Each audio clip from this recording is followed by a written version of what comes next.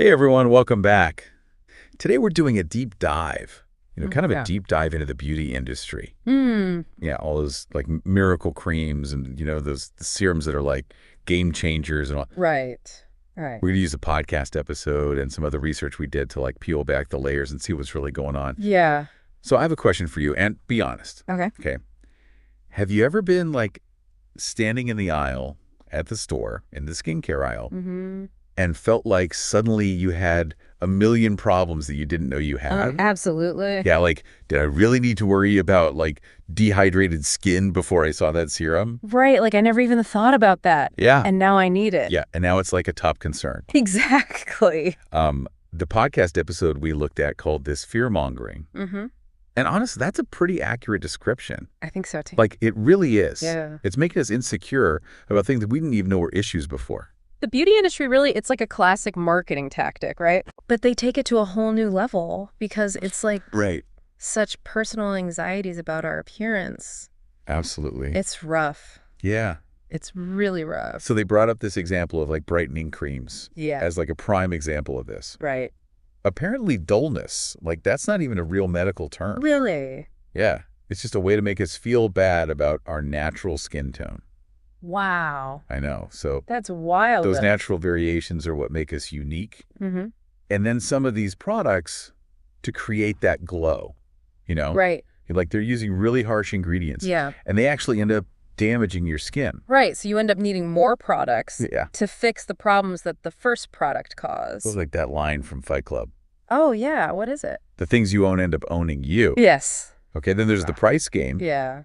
It's crazy how much variation there is in prices, I know. even for products with like the same ingredients. Oh. Like, why does a vitamin C serum from one brand cost $8,000, Right. but another brand it's like $1,200? Totally. What is it? Is it just a luxury tax? It's like fancy packaging and a big name. Right. Yeah. And I think a lot of it comes down to this like perceived value where we're like conditioned to think that a higher price means like higher quality, Yeah. which isn't always the case. Right. So we're paying for the image. Yeah. A lot of it is marketing and branding for sure. Yeah. Creating that like aura of. Exclusivity. Right. Desirability. Yeah. Totally. Okay. Speaking of like misleading marketing. Yeah. I was really struck by the discussion of fairness creams.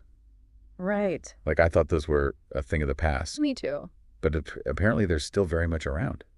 Really? Yeah, just with like a new coat of paint.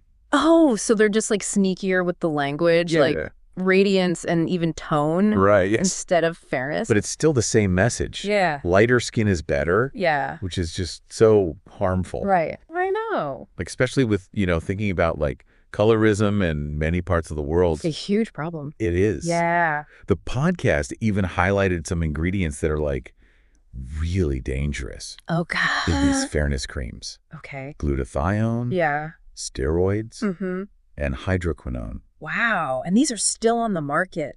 Yeah. And a Yeah. lot of these ingredients are banned in other countries. Oh, wow. That's crazy. I know. It's scary. It's really concerning. Yeah. It's like they don't even know the long-term safety of these ingredients. Right. What are the cumulative effects? Like, we don't even know. And then you think about the marketing tactics. Like, they have those ads where it's like a woman's whole life changes Yes. after she uses a fairness cream. And it's playing on those like anxieties and societal biases. It's like, you're not good enough, Right. but this cream can fix you. Yeah. It's really disheartening. It is. Like how they exploit people's insecurities. Yeah. And they don't tell you that most of these pigmentation issues are caused by hormones or sun damage, which a cream can't magically erase. Exactly. Yeah. It's just wild. So is it even possible to like address those pigmentation issues safely and effectively? Yeah. I mean, there are safe and effective ways to manage pigmentation, Okay. but it usually involves going to a dermatologist Right. to get like personalized advice and treatments. So is sunscreen like the best way to prevent it then?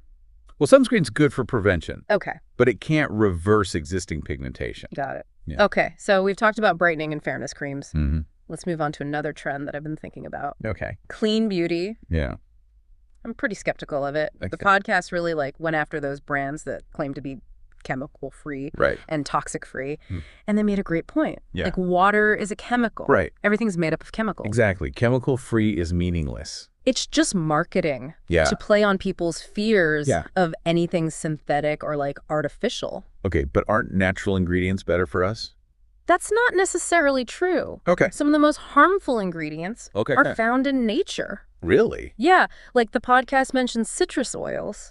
They can cause photosensitivity, so you're more vulnerable to sun damage. Wow, so even something that's marketed as natural and clean could actually harm your skin. Absolutely. They talked about this like clean face oil that had like 200 reports of rashes and skin irritation. So just because something comes from nature doesn't mean it's automatically good for you. Exactly. So it seems like clean beauty is more about marketing than actual safety or efficacy. I think so. Yeah, for sure. What about those clean beauty certifications? Yeah, a lot of those can be really misleading. Yeah, like the cruelty-free and the organic labels. Right. I always thought those were trustworthy. Yeah, me too. But unfortunately, there's a lack of regulation. A lot of these brands are like paying for fake certifications. Oh, wow. Or they're finding loopholes to get around the rules. So how are we supposed to know what to trust? Yeah. This is like a minefield? I know. Like, what are some tips for navigating this? Okay, well, the key is to become a critical consumer. Okay. So don't take those marketing claims at face value. So if a product says it's going to transform your skin overnight, too good to be true. Exactly. There's no quick fix when it comes to skincare. Don't believe the hype. Right. Question everything. Yeah. What else? Don't be afraid to demand transparency from these brands. Like reach out to them and ask for full ingredient lists. Okay. If they're hesitant to share that information, that's a red flag. Red flag, yeah. Yeah. So hold those brands accountable. Are there any other red flags? Yeah, be wary of vague or like unsubstantiated claims. Look for products that are backed by scientific evidence, not just testimonials. Don't be swayed by fancy packaging or celebrity endorsements. So it seems like we really need to do our own research. Yeah. And not just trust what the brands are telling us. For sure. What about like finding brands we can actually trust? Yeah. Any resources for that? I would say start with like independent brands Okay. that are transparent about their sourcing and manufacturing. Okay. They often publish third-party lab reports, which are basically like independent quality control checks. Got it. Yeah. So support those smaller brands that are doing things the right way. Prioritize transparency. Yeah, for sure. Okay, what about fighting back against all this? Yeah. Like, can we as consumers make a difference? Absolutely. Like talk about it. Okay. Share your experiences with friends and family online. Okay. The more we raise awareness, the harder it'll be for these brands to get away with it. And support those organizations that are advocating for ethical and sustainable practices. Right. There are some great groups out there doing important work. Yeah, knowledge is power. It is. Okay. Any final myth you want to bust? Yes. Okay, lay it on me. Don't fall into the trap of thinking expensive equals effective. Ooh, that's a big one. It is. Especially with all this pressure to buy like the latest and greatest product. Right. Some of the most effective products are drugstore staples that have been around for decades. So what should we be focusing on then? Instead of falling for marketing lies, Okay. invest in good sunscreen. Okay. And most importantly, self-love. Ooh.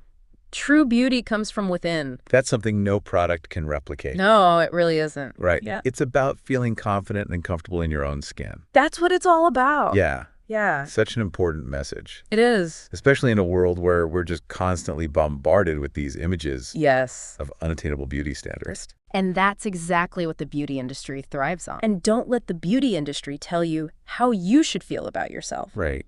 Until next time, stay curious and keep questioning everything.